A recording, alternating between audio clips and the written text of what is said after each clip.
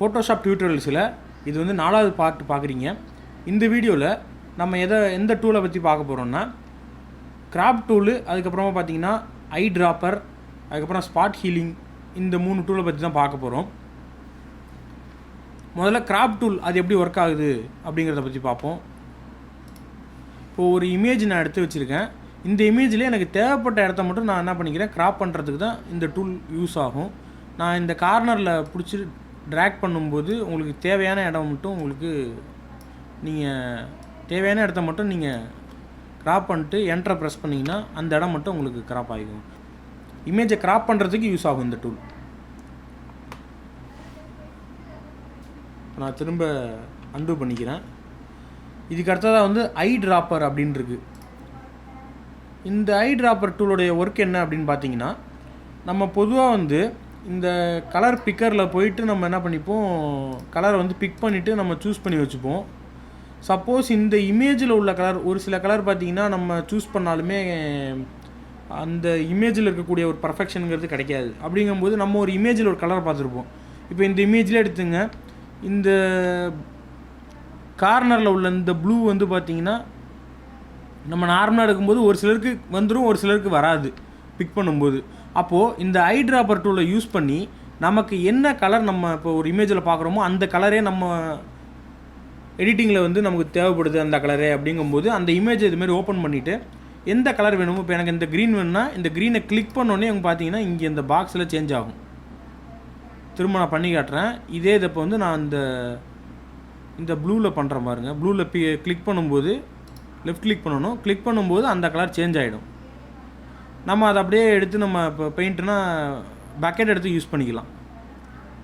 இப்போ எந்த இடத்துல வேணுமோ அதை கிளிக் பண்ணிங்கன்னா இந்த கலர் வந்துடும். இதே இப்போ நான் பிக்கரை திரும்ப இந்த ஐட்ராப்பர் டூல் எடுத்துகிட்டு வேறு ஒரு கலர் சூஸ் பண்ணுறேன். இந்த ஒயிட்டை நான் சூஸ் பண்ணுறேன், இது கொஞ்சம் பார்க்குறதுக்கு நல்லாயிருக்கு அப்படின்னா உங்களுக்கு என்ன கலர் தேவைப்படுதோ நான் சொல்கிறேன். இப்போ இந்த இமேஜில் வந்து நான் ஜஸ்ட்டு இது எப்படி ஒர்க் ஆகுங்கிறத பற்றி சொல்கிறேன். பொதுவாக நீங்கள் எடிட்டிங் பண்ணும்போது உங்கள் இமேஜ் நீங்கள் என்ன எடுத்து வச்சுருக்கீங்களோ அதில் நீங்கள் பார்த்துருக்கக்கூடிய கலரை டேரெக்டாக இது மாதிரி கிளிக் பண்ணும்போது அந்த கலரை வந்து நம்ம சூஸ் பண்ணிக்க முடியும். பிக்கரில் போய் எடுக்கிறது ஒரு மெத்தடு, இது மாதிரியும் நம்ம சூஸ் பண்ணிக்கலாம். இப்போ ஒரு இமேஜில் இருக்கக்கூடிய கலரை அப்படியே கிளிக் பண்ணிவிட்டு நம்ம பிக்கரில் வர மாதிரி சூஸ் பண்ணிக்கலாம். திரும்ப நம்ம பக்கெட்டில் போய்ட்டு அந்த கலரை வந்து நமக்கு தேவைப்பட்ட இடத்துல கொடுத்திங்கனாலும் வந்துக்கும்.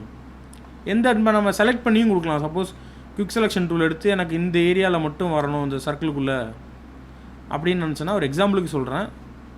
பக்கெட் எடுத்துகிட்டு நம்ம இந்த செலெக்ஷனுக்குள்ளே கிளிக் பண்ணோன்னா உங்களுக்கு அந்த கலர் வந்துக்கும். இதே இப்போ நான் ப்ளூவை வந்து என்ன பண்ணுறேன், ஐட்ராப்பரில் கிளிக் பண்ணுறேன், இல்லை வேறு கலர் இங்கே நான் செலக்ட் பண்ணுறேன் பாருங்கள், அந்த கலர் சேஞ்ச் ஆகிடுச்சு. இப்போ நான் பக்கெட் எடுத்து அந்த செலெக்ஷனுக்குள்ளே வைக்கும்போது அந்த கலர் வந்துடும். நான் எங்கே கிளிக் பண்ணாலும் அந்த கலர் வந்துடும். ஒரு இமேஜில் என்ன கலர் நம்ம பார்க்குறோமோ அந்த கலரை அப்படியே நம்ம இந்த டூல் மூலமாக கிளிக் பண்ணிவிட்டு நம்ம தேவைப்பட்ட இடத்துல வந்து செலக்ட் பண்ணிவிட்டு அந்த ஏரியாவுக்குள்ளே இந்த கலரை கொடுத்துக்கலாம். சப்போஸ் ஒரு சில கலர்லாம் பார்க்கும்போது உங்களுக்கு நல்லாயிருக்கும், அதை நம்ம பிக்கரில் ரொம்ப மெனக்கட்டு எடுத்தோன்னா வராமல் இல்லை. இது இந்த டூலை மூலமாக நம்ம சீக்கிரமாக எடுக்கிறதுக்கு ஒரு ஹெல்ப்பாக இருக்கும். இப்போது இதுக்கு அடுத்த டூல் பார்த்தோன்னா ஸ்பாட் ஹீலிங் அப்படின்னு இருக்குது ஒரு டூலு. நான் அதை அன்டூ பண்ணிக்கிறேன். இதுக்கு அடுத்தது கீழே பார்த்தீங்கன்னா ஸ்பாட் ஹீலிங் ப்ரஷ் அப்படின்னு இருக்குது. இந்த டூல் எதுக்கு பயன்படுது அப்படின்னு பார்த்தீங்கன்னா, இப்போ இந்த ஓவராலாக இந்த ஒரு இமேஜ் இருக்குது. இதில் வந்து எனக்கு ஒரு சில இடங்களில் வந்து எக்ஸ்ட்ராவாக இப்போ நம்ம ஒரு ஃபோட்டோ எடுக்கிறோம், அதில் எக்ஸ்ட்ராவாக ஒரு ஆள் தெரியுறாங்க, அந்த பர்சனை வந்து ரிமூவ் பண்ணணுன்னா இந்த டூல் கண்டிப்பாக யூஸ் ஆகும். இப்போ இந்த இமேஜை வந்து நம்ம வேறு ஒரு எடிட்டிங் பண்ணுறோம், எனக்கு இந்த பர்டிகுலர் ஏரியா சர்க்கிளில் இருக்குது பாருங்கள், இந்த பேர்டோட அதை மட்டும் நான் கிளியர் பண்ணணுன்னா கிளியர் பண்ணலாம். இதுக்கு மேலே வந்து நான் அழகாக அப்படி செலக்ட் பண்ணும்போது அந்த இமேஜ் அப்படியே மறைஞ்சிரும். அப்போது இந்த பேக்ரவுண்டை நம்ம என்ன பண்ணலாம், வேறு ஒரு எடிட்டிங்க்கு யூஸ் பண்ணிக்கலாம்.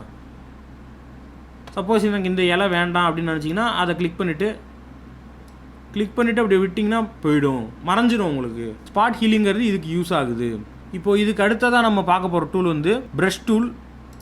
நம்ம என்ன கலர் இங்கே சூஸ் பண்ணுறோமோ அந்த கலரை வந்து இந்த இமேஜில் வந்து நம்ம பெயிண்ட் கொடுத்துக்கிற மாதிரி தான்.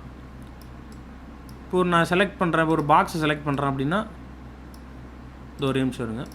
ரெக்டாங்குலர் மார்க்கி டூலை யூஸ் பண்ணி இப்போ இதுக்குள்ளே பக்கெட்டை ஊற்றி பண்ணுறது ஒரு மெத்தடு. சப்போஸ் நீங்கள் ப்ரெஷ்ஷை யூஸ் பண்ணி நீங்கள் கொடுக்கணுன்னாலும் கொடுத்துக்கலாம்.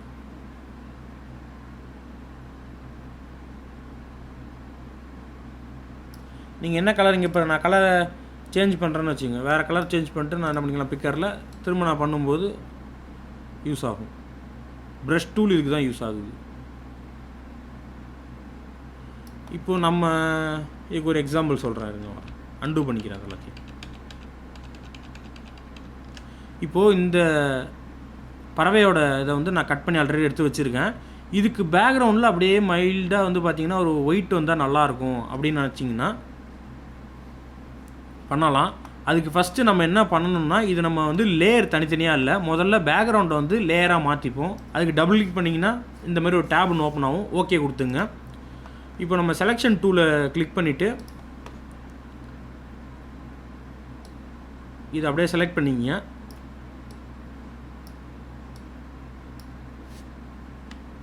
கரெக்டாக செலக்ட் பண்ணிவிட்டு கீழே வந்து க்ரியேட் நியூ லேயர் அதை கொடுத்துங்க. கொடுத்துட்டு இப்போ செலக்ட் பண்ணியாச்சு.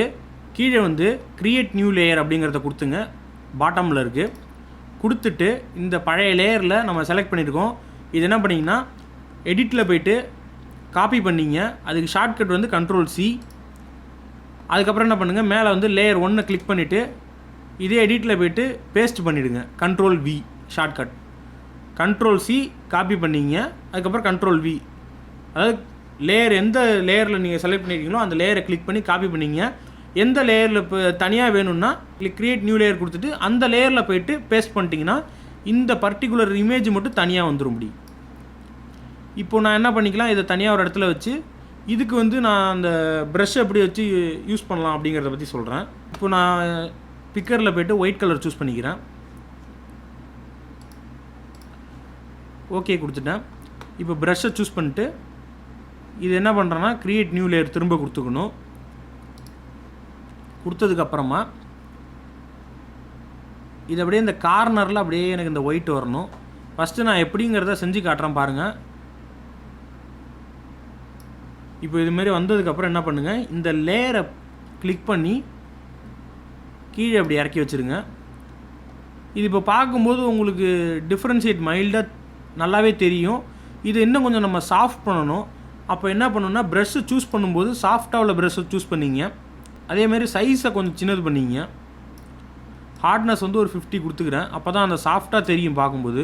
ஹார்ட்னஸை கம்மியாக கொடுக்கும்போது தான் உங்களுக்கு அந்த சாஃப்டாக உள்ள ஒரு எஃபெக்ட் கிடைக்கும். ஏன்னா 100% கொடுத்துட்டிங்கன்னா ரொம்ப தின்னாக இருக்கும்.